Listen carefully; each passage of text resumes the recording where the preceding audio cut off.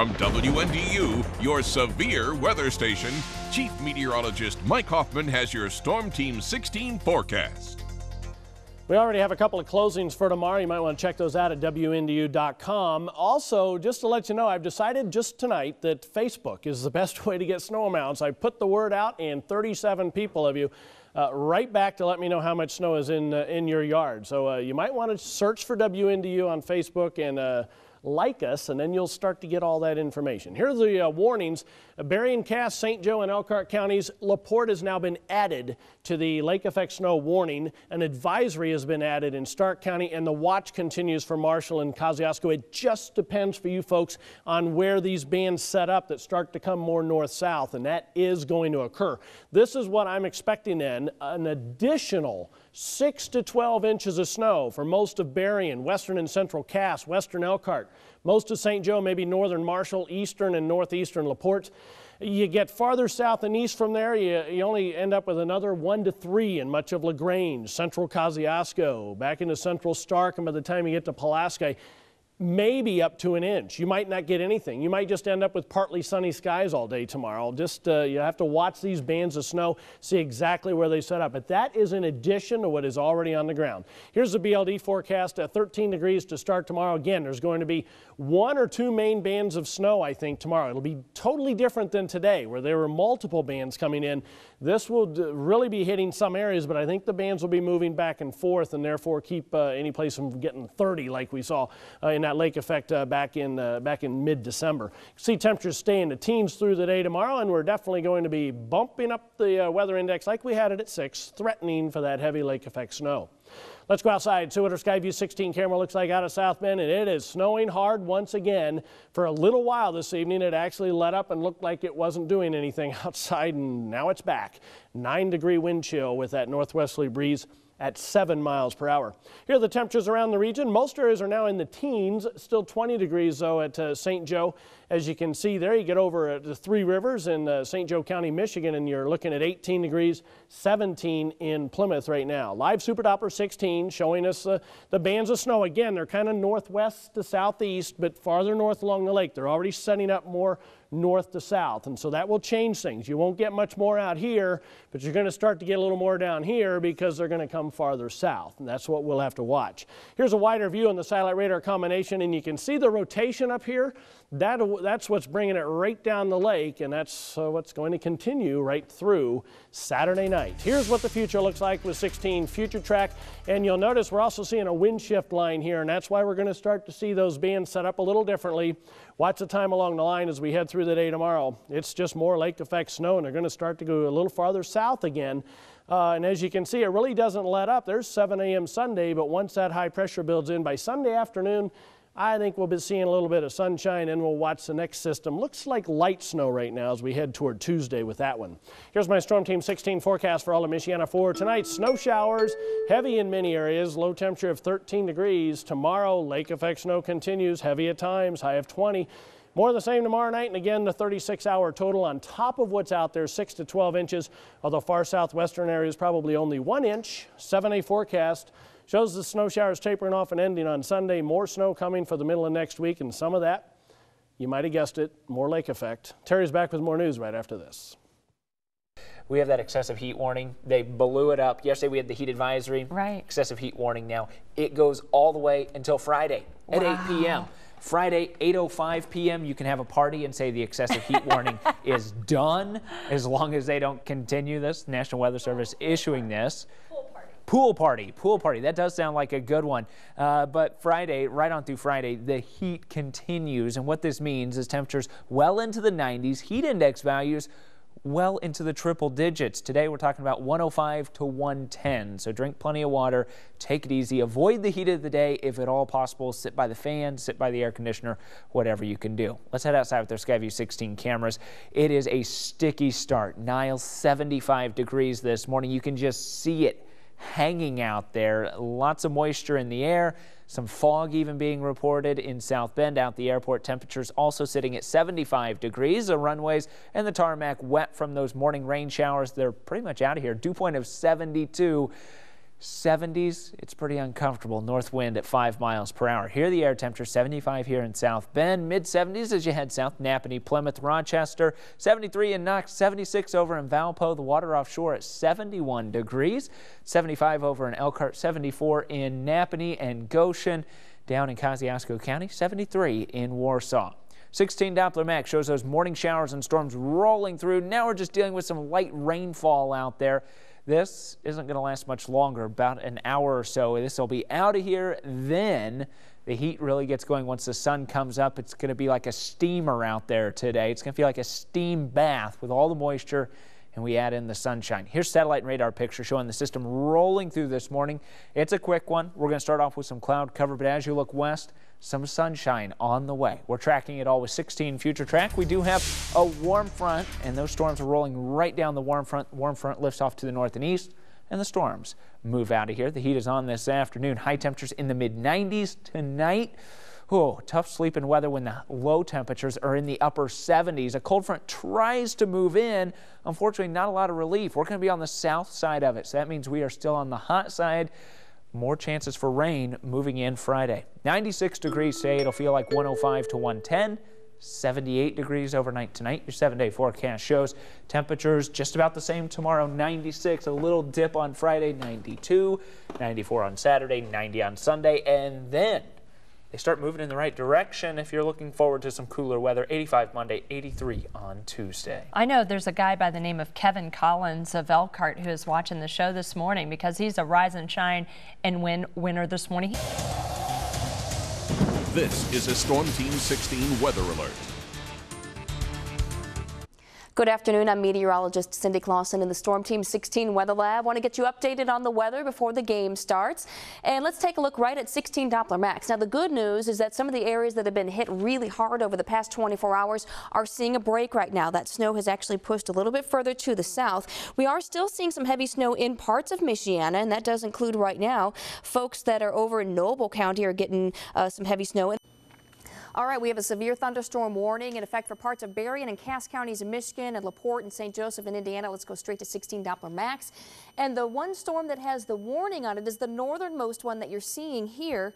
And as we advance this, you can see it's the one that's heading just to the west of South Bend, and it's heading up towards Niles, Buchanan, New Carlisle, Three Oaks. So it's this storm here that has the warning on it. So we have the potential for damaging winds in excess of 60 miles per hour and also some quarter-size hail. So this is moving to the northeast at 45 miles per hour. So we're going to be looking at areas that are going to be moving through parts of northwestern St. Joseph County and into parts of Berrien and also into Cass County. So New Carlisle, 4 minutes, Galeen, 7 minutes, Buchanan in about 18 minutes. So again, we could be seeing some strong winds and also some very heavy rainfall. It's already been a record day for South Bend.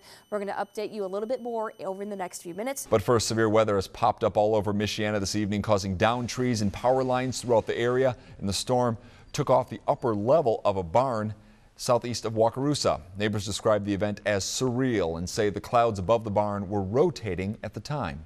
It was an active evening for severe weather. Many power lines and trees have knocked down, forcing more than 4,000 people in Michiana to go in the dark. While one round of storms rolled through, round two is headed our way. Cindy's here to tell us when. Thanks, Joel. Yeah, it's almost like we can't catch a break tonight because there's another round that's in Illinois that's going to be heading our way. It's not widespread by any means, just a quick moving shower or storm. We can zoom to the north here and show you what is happening as we head up to Cass County, Dowagiac, Cassopolis, seeing some showers and storms. And they're moving to the east at about 40 miles per hour. And so, folks, if you are over near Kingsford Heights, this is pretty much right on top of you. Knox, 7 minutes, LaPorte, 9 minutes, Kuntz Lake in 18 minutes, and Walkerton in 19 minutes, and we're looking at the potential for winds in excess of 60 miles per hour and also some large hail with this. That's the biggest threat out of these storms. Everybody now under a severe thunderstorm watch until 1 a.m. We're going to bring you more details coming up in just a few minutes with your full forecast. Joel? The storm of the year is finally upon us, and we have team coverage for you. So let's start tonight with Chief Meteorologist Mike Hoffman, who's been tracking the storm all week. Mike? Yeah, I think you have to go back to around New Year's 1999 to find a similar storm to this when you combine the snow and the wind. I know we got a ton of snow in that lake effect in South Bend 3 weeks ago, but this one will go way beyond that in the scope and the wind of it.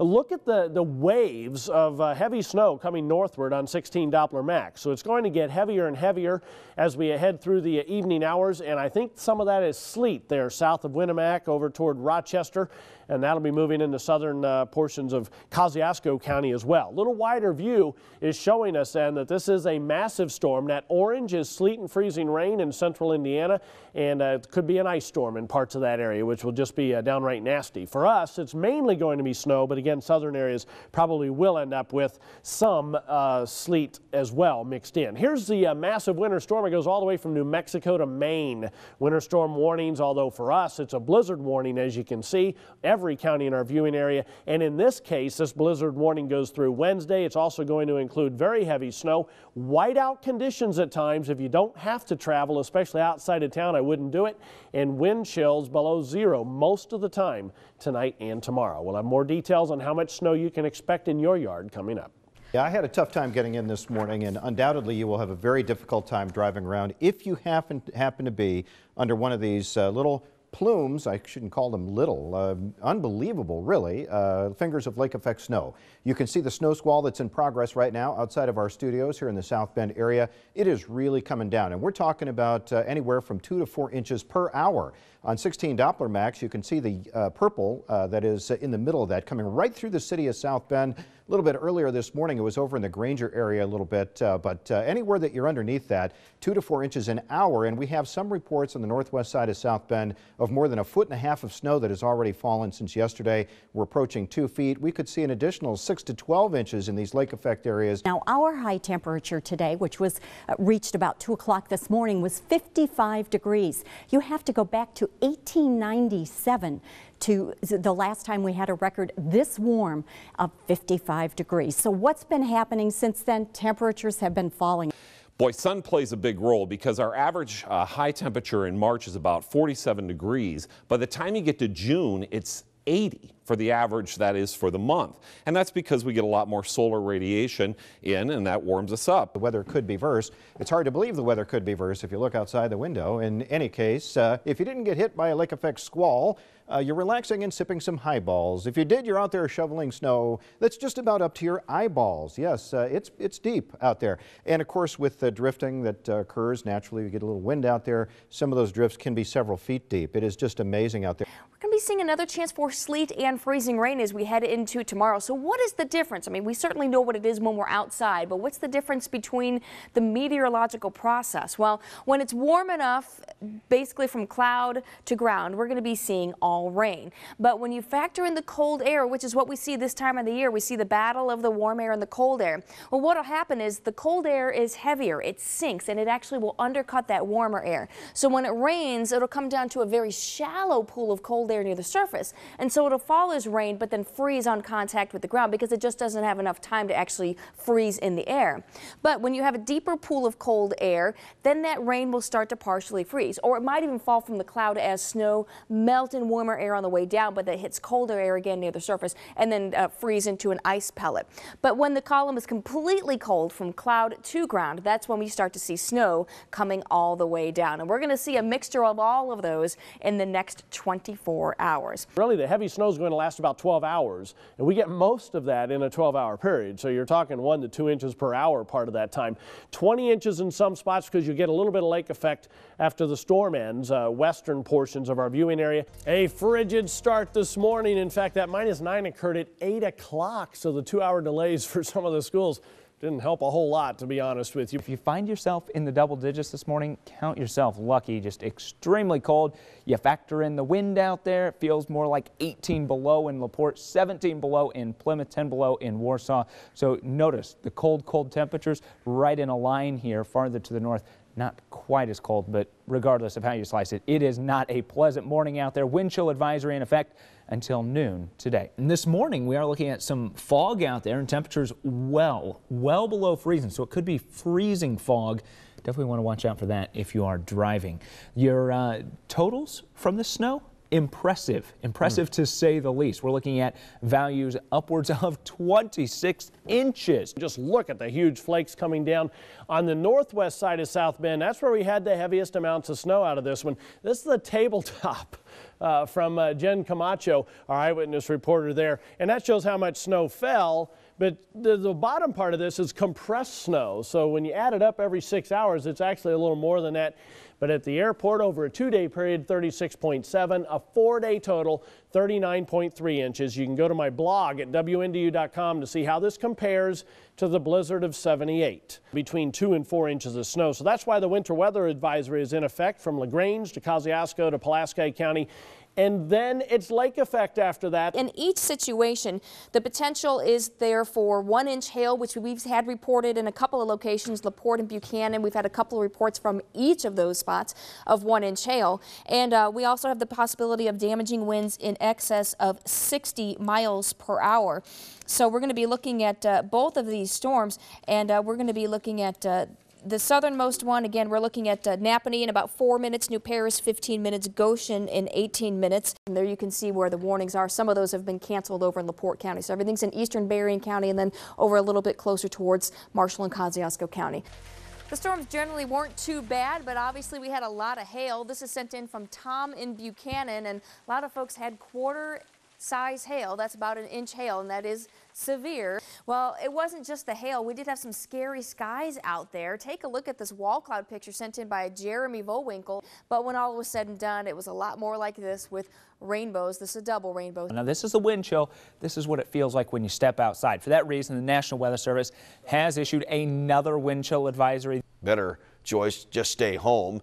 And all those cancellations you're seeing on the bottom of your screen are proof of that. Most schools in our area are closed tomorrow, along with many businesses and organizations. News Center 16's Brandon Lewis joins us now live tonight in St. Joe County. And Brandon, looks like it's still coming down pretty well there. Are the snowplows staying on top of this storm? You know, they're trying their best, but with the snow coming in and even this wind that just really kicked up here in the last couple seconds even, it's almost like a losing battle. We were out here less than 2 hours after the snow started, and to give you some perspective, we were having trouble seeing the roads with all the wind and blowing snow that was coming across here. Now, most drivers that we spoke to say they plan to heed the advice of the officials and hunker down at home until this all blows over. With the first snowflakes falling and wind gusting in, even professional drivers like Max Mangold are taking the advice to stay off the roads. It's been brutal. You want the earmuffs, you want the gloves. You know, today may not be a mitten morning, but you still want something. You also want to allow a little extra time. Don, yeah, here we go. Mr. Schoenfeld here, he wants to put me to work while we're out here. Good idea to allow some extra time. This is what you're going to find when you hit the door this morning, hit your car. A good 2 to 3 inches, maybe 4 inches in some locations. So good idea to get stuff, but notice, this is very fluffy, very light lake effect snow. So that's going to be the trend today. You obviously want to get it off your car, and also make sure you get those headlights. You always want to get those headlights so you can see those as you head out the door this morning, and just drive slow. It's a little slick out here. Good idea to do that. Now this morning it's cold. Tomorrow morning, well, I don't think we're going to be outside. And Terry, this storm is absolutely huge, and it started in the southwest. It's halfway through its track to the northeast, and winter storm warnings, blizzard warnings were put up all across the track from New Mexico on through New England. Now, the entire midsection of the country is gripped by snowy and icy conditions. Earlier, you talked to a fellow who was trying to take the bus to get to work so he could drive a bus. Is that right? Yeah, he was a transpo driver who could not get out of his driveway and needed to be able to drive the transpo bus, waiting for a transpo bus to pick him up. We put on the air, someone saw him on the air, and a nurse over at Memorial Hospital, she and her husband picked him up, and now he's headed to work, so very cool. But look behind us, you have a plow here, we had another plow behind him. That is the majority of what we're seeing right now. We're on the corner of Cleveland and the bypass in St. Joe County. The majority of what we're seeing are the plows. Plows pretty much everywhere you look. That seems to be the main vehicle on the roads. However, also on the roads, way out there on the on-ramp of the bypass, there are 3 semis that are stuck. They're not in an accident, they are just stuck. One of them actually slid back. That seems to be the problem. I talked to dispatchers in St. Joe County, South Bend, also on the toll road, and they said, we're not having a lot of accidents, Joel. The problem is people are sliding off, people are getting stuck. That seems to be the problem. Wreckers are literally writing down the order of the accidents because they cannot, or the slide-offs, excuse me, because they cannot get to them as soon as they would like. So how are things closer to downtown South Bend? We're going to check in right now with Catherine Rufiner, who's at the corner of Ironwood and 23. Catherine? Hey, Joel. Yeah, we're here on State Road 23 in Ironwood, and it's not too busy out yet, but cars starting to move through, and everyone's been moving at a fairly good rate from what we've seen. Everyone's still taking it a little cautiously, though. You can see people stopping further back in the intersection, which is a very good idea. In the past few years I have been here, I don't think I've ever seen driving conditions this bad. How is it by you? Joel, I'll tell you what, the commute into work today was not fun at all. I mean, we're talking about tires screeching, folks going through red lights because they didn't want to stop. Probably the worst snow I can ever remember seeing. If you have to leave your house this morning, this is what you're going to see. Look how deep this snow is, right up to my knees there. And I mean, you're looking at a car here. I mean, this is the kind of snow, the issues you're going to be dealing with. We are talking about just a ton of snow out here, and it's certainly affected some crews out there as well. We just spoke to South Bend Dispatch. They told us that they're having difficulty getting their cop cars out of the parking lot in Mishawaka. They just got some of those cars out of the parking lot. On the toll road, the snow plows are having a tough time keeping up, and I'll tell you what, they're telling us they're just sitting on the median because the conditions are that bad. Doesn't look like things are so great. No, things aren't so great. That blowing and drifting going on right now, I gotta tell you, we're just getting pounded out here. At one point, we just felt like little pebbles hitting our faces because it was just that bad out here. If you take a look at the road conditions right now, this is what it looks like about 2 minutes after a snowplow comes through. Now, if you live in St. Joe County and you call 911 for a fire or a medical call, it comes right here. These dispatchers handling every single car wreck, slide off, and winter weather emergency. Because if you take a look at some of these side streets here, you can see that we've had some major progress today, and street crews have been out pretty much all day working to clear not only the main streets, but some of these side streets too. The level 1 snow emergency will continue in Marshall County at least until 6 a.m. Tomorrow morning. That means only emergency vehicles allowed on the roads of Marshall County. Didn't the street crews pretty much have all day Sunday to play catch up? They did, and they were able to catch up as far as clearing off the main roads. That wasn't the main concern. What canceled classes in South Bend today, the condition of the side streets, and as you can see here, the sidewalks. By mid-morning, the paths cut through many residential streets were barely big enough for a bicycle, let alone a bus. It's really a dangerous situation. We were worried that many of our buses could not get through those secondary streets. You have to know there are snow routes, or you're either just too lazy to move your car.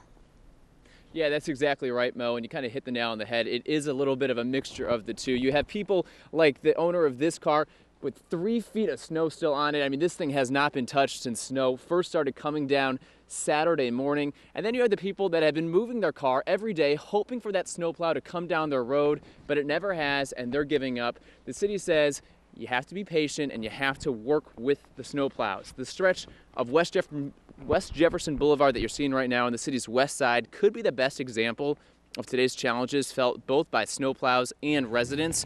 This morning, dozens of cars still lined the roadways because people were sick and tired of parking far away for plows that just never came. Then tomorrow, city crews will shift to all roads remaining that are still in poor condition. On top of that, we want to give you some safety tips to keep you warm and safe during the winter time here. One of the snow tips that we want to give you is digging a 3-foot radius around fire hydrants. This one likely hit down by a snowplow. It makes it dangerous because if there is a fire in the neighborhood, firefighters having a hard time to find a hydrant. So make sure to dig a 3-foot radius around those fire hydrants. Also, if your car is still buried in snow, make sure to dig around the muffler so that when you turn the car on, the exhaust doesn't cause any types of CO2 poisoning. Based on the temperatures out here, very, very cold. Make sure your kids are bundled up. If you head to work, make sure you put the scarf on. The scarf is very, very, very important. 30 schools are on delay right now, which is because of, obviously it's not because of the snow, because we're not getting much snow. You can see just a little bit of flakes in the lens, but it's because of the cold temperatures.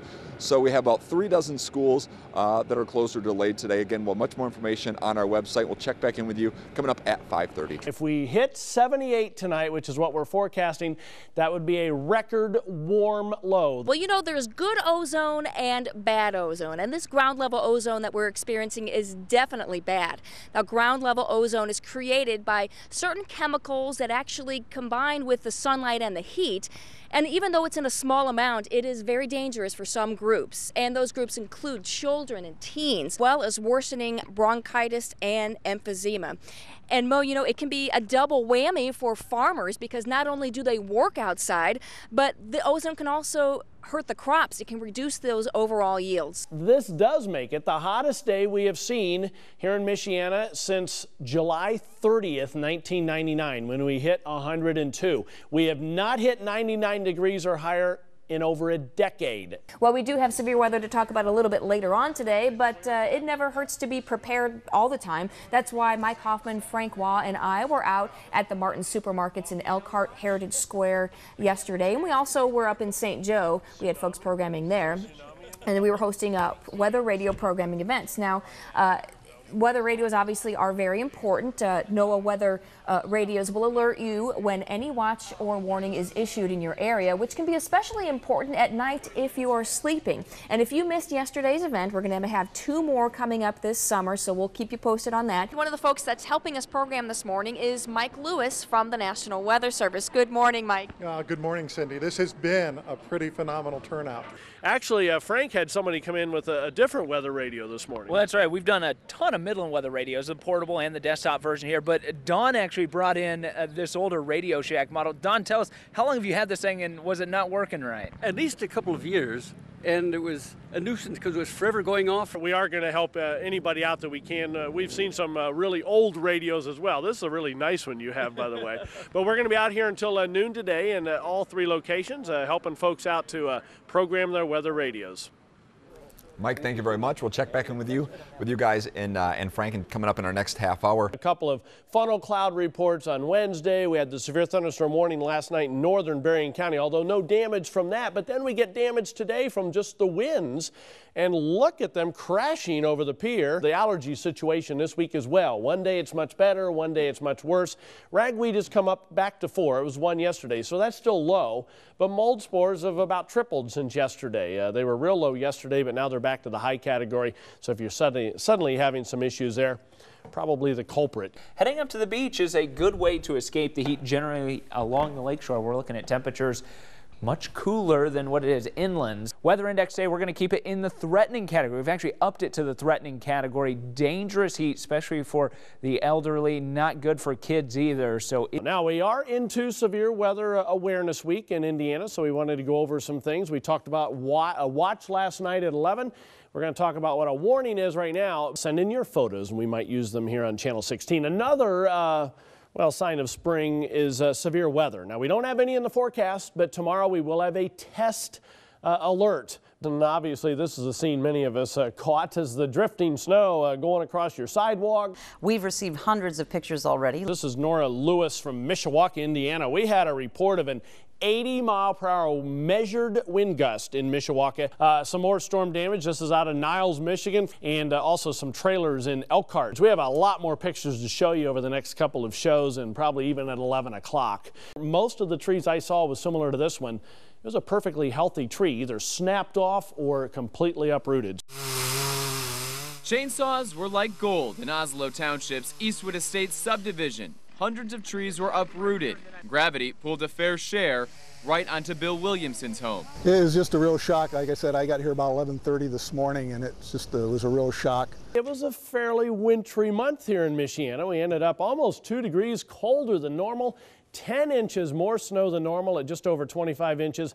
And as far as precipitation, which is melted snow and rain, that was 1.5 inches above normal, which is actually good news. We had a very dry fall, which means our ground was starting to dry out a little bit. We were getting into a moderate drought there early in the winter, but we needed some of that moisture as we start to get into planting season for both gardens and the fields. We've been watching a lot of rain across Michiana. So when you total it all up, both the rain and how much water the melted snow comes out to, 7.05 inches, which is almost 2 inches above normal for this time of the year at 9 miles per hour. Now, I did take last Friday off so I could watch my son play in the basketball sectionals, but I also had a talk, and we went up to Harbert Community Church for another Mike's Weather U program.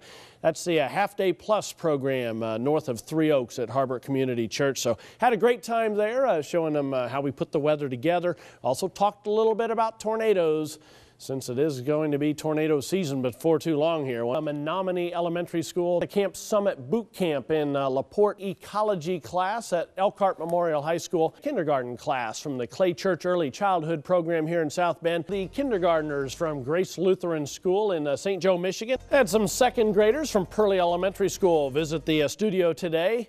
Frank Waugh helped me give the tour as well. But I was up there talking about for Career Day, Waterville Eaton North Elementary School. And, you know, telling kids, there they are. You were building an ark with the kids at Waterville Elite. I was building up an army of meteorologists right there. There you go. Great kids up there. They had great questions, very tough questions sometimes. When's the rain going to end? That's a good question. I told them yesterday that there was a chance we could have a shower in the afternoon, and then today I said mostly dry. We didn't have computers. We didn't have cell phones or iPods. We didn't even have wireless telephones, but now we do, and all of these things plug into the wall for their power. So now we're going to test some things around the home. A lot of us have a microwave oven, so we'll put a cup of coffee in here to heat up. We have to plug in the tester first of all, and then plug in the microwave into that. And one of the interesting things is, even before we start heating the coffee up, it's using a little bit of energy. When starting the microwave, you can see the meter measuring up to 1,690 watts. What does that cost? Locally, including taxes and fees, we pay about 9 cents for a kilowatt hour. So if I use this microwave to heat up food for 15 minutes each day for an entire year, it'll cost me a total of $13.37. We found that laptops are much more efficient than desktop computers. In fact, a typical laptop on for 24 hours a day will use about $23 worth of energy in a year. A desktop comes in at a whopping $85 every year, a huge difference. In both cases, it would save you a lot of money to make sure your computer goes into sleep mode during long periods when they're not being used, or even turn them off completely. So while we have been adding homes to the electrical grid in this country, adding space to our homes, and adding more digital gadgets in our homes, electrical rates have not risen that fast. The worry is that they will in the future. So it's a good idea to know where we can save energy and money in our daily lives. Tornadoes, high winds, both can bring us a lot of damage. Not just because of their speed, but because of the debris they toss around. This window is going to let it come right through. John Donovan helps do the testing at the State Farm Technology Research Lab in Bloomington, Illinois. They're trying to make the construction of homes and the people who live in them safer. We encourage builders to improve homes, code people, we try and improve the building codes. Aim it, basically. With the use of a gun that shoots 2x4s at a mock home, he tests the force of debris flying in 100-mile-per-hour winds. We're going to shoot for right around 34, 35 miles an hour, but this would be typical of wind-driven debris from a hurricane. Or a weak tornado. Or it could be a weak tornado. It could be straight line winds. The debris is traveling at 1/3 the wind speed. This is a standard 2x4. Bring it in about this far. After setting the air pressure on the gun to 22 psi, John lets me take the controls. 3, 2, 1, fire! Holy cow. It went clear to the other, went through 2 walls. Went off our storm wall. Some homes don't even have this plywood here. Right. And yet, this went right through the plywood. You don't think about your walls not being able to stop something. Right. You think you're safe, you think you're protected behind your wall. That's why we really want people to see these types of things and know that, one, you do need to take cover. Take cover from debris that can pass right through your home. That's why we want as many walls as possible between you and the outside. It goes right through it all. And then as you can see, we clearly went out the other side. And then it bounced back through and came through the wall a third time. John shows us what he calls his backstop. We're originally from the fence post. He says it's a wall you can buy to make a special storm room in your home. This is plywood. You can see on the edge here, there's a little bit of Kevlar, and then a foam core, and then another layer of plywood. This wall is rated to take a board that's twice as heavy as what we just fired and add up to 110 miles an hour. Which is a 300-mile-per-hour wind. Correct. We're just going to aim now at the window. Now John sets his target on a typical dual-pane window you probably have in your home. Fire! If you are in there and you survive that, you've got glass flying around the house everywhere, being caught up in the wind. Once that window blows out, the wind from outside is actually getting in the room, pressurizing the house. You have a much greater chance of the entire house coming apart. That's when you see the great dramatic videos of roofs lifting off of houses and whatnot. Our last test, we target an impact-resistant window, which is required in some hurricane areas. Much more like the windshield in your car. It's 2 layers of glass with a plastic laminate in between. After the stage is set, we're ready to fire. Wow. You can still hear it cracking and going. But it did its job. Did its job. The 2x4 is an extreme hit, but think of all the smaller debris that would be flying around that would not get through here, whether it be rocks or kids' toys, lawn chair, whatever. No matter whether it be wood product, glass product, siding product, everything becomes a missile in the air.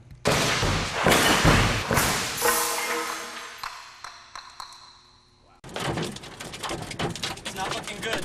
During some severe storms, hail falls toward the earth and becomes very destructive to whatever it slams into. We've heard reports from the field where sometimes they're breaking on the ground and other times they're bouncing back up like a popcorn machine.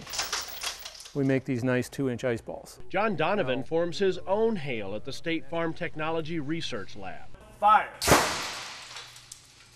If you look carefully, you'll see some cracking. Protected from nasty storms. Fire! The ice ball is slightly bigger, a little bit higher impact energy. You can see a little bit bigger dent. We caught up with the Meyer family last week when it was just starting to get warm. We've got a leak in the refrigerant line because they had filled the lines up with coolant, and then 2 days later it didn't work anymore. And so at that point we're like, let's just duke out the summer. I mean, how many days really are over 90 in South Bend? Not that many, actually. We typically have just 14 90-degree days per summer. There are so many expenses with 5 kids. Their electric bill is never over $100. The front door will get so hot you can almost not put your hand on it. Mike shows us how the family deals with the heat. We just try to keep all the blinds closed, the curtains closed, keep the direct sun from heating up the front of the house. But the family does have to sleep inside the home even on sweltering nights like last night. Fans they put on at night, you know, the round one there that'll blow directly on them. It's when the humidity's up really high and it's above 70 at night. That's pretty brutal. You can feel it's cooler just coming down one level like this. Last winter we measured snowfall in feet, not inches, bringing the 5th snowiest season on record for our area. It also brought some of us an aching back. Basically, when the shovels first came out, they were probably just flat like this. We stopped by Ace Hardware to talk to Rob about the variety of shovels out there. Dr. Thomas Mango is an orthopedic surgeon at South Bend Orthopedics, and he agrees that pushing, if at all possible, is the best way to remove snow. While you're using this one, you'd like to try to avoid the urge to... It's that time of the year again when we're talking about severe weather, and one of the best ways you can stay up to date on changing weather conditions is with a weather radio. Now, if you've packed yours away for the winter time or maybe it's been unplugged, it's not going to do you any good. This is NOAA Weather Radio Station. We have our traditional warning that we issue. First off, we want to make sure your weather radio has fresh batteries. If you've already programmed your weather radio with your county code, there's no need to put it in again. If you haven't programmed your weather radio, you can go to our website, WNDU.com, click on the weather section. There's a video there that'll walk you through the entire process. The weather in southwest Michigan is perfect for growing fruit. And few know more about that than Herb Teichman of Tremendous Fruit Farm. He's been a grower and a weather observer for just about his entire life. This weather reporting is not a job. It is just sort of a routine, like milking a cow or whatever. Every day you have to be there to do it. For over 50 years, Herb has been taking observations for the National Weather Service at his home outside of Eau Claire, Michigan. Now, across the United States, there are somewhere on the order of about 11,000 people that take cooperative observations for the National Weather Service. For his service, Herb is receiving a big honor. Every year, we award 5 Thomas Jefferson Awards in honor of excellence in doing this. So it's a big honor, and it's something we don't give out lightly. Just like growing fruit, this award also runs in the family. Herb's father, Bill, started making observations in the mid-20s and received the award in 1967. And while much has changed over the years, the equipment has stayed the same. This instrument that we work now is the same instruments that I grew up with. That means every day, Herb walks out to his station at 6 p.m., reads the high, low, and current temperature, and checks the rain gauge, or in some cases, the snow gauge. So this is the system. We just raise this little door stopper and open that up, and don't shake it because it might vary the thermometer.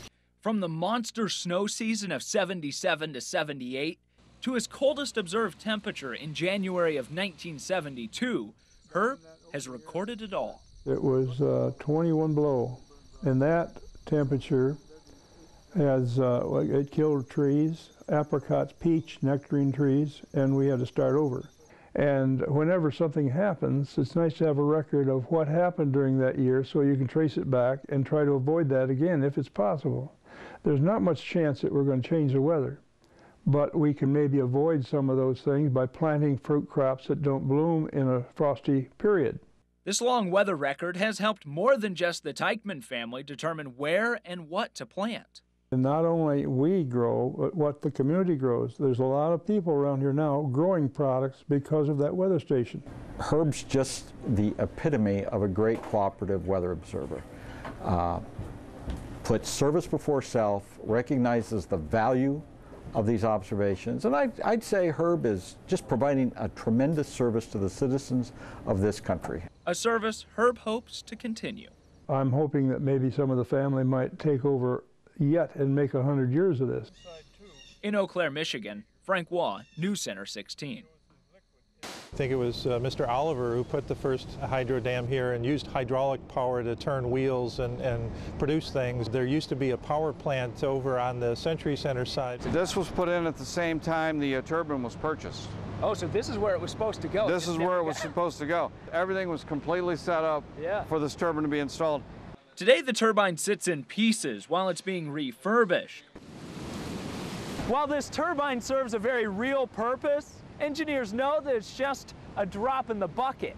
If you were to optimize, you would have generator sets that would produce 1.78 megawatts, nearly 1,800 kilowatts of power. Since the 1800s, the Lehman family has been in the produce business. Advertising signs that once hung on the family barn now adorn a room where they're turning a new leaf on the old produce stand. To Your Door is an excellent opportunity for people to receive local, fresh produce delivered to their home or office. It's called To Your Door produce. Baskets like these end up on your porch. Fruits and vegetables, those come standard. In the premium basket, you might find something a little unexpected. This year is the first year we've included the premium product. Ann Sirianni enjoys having her lunch outside in the fresh air, away from the office. But allergies can sometimes keep her from enjoying the outdoors. Well, this is a big ragweed time of year, and our allergies are worse. The whole family has allergies, the kids, I do, so it really it's tough to deal with right now. Yes, ragweed is the culprit right now, and we're right at the peak of ragweed season. And for Ann's family, it's a rough one. But we actually had to step it up this year. Because of ragweed, yeah. So we're treating it a little more aggressively now. It's a bad year. Michiana doctors are able to better diagnose and treat seasonal allergies thanks to the folks at the South Bend Clinic Lab.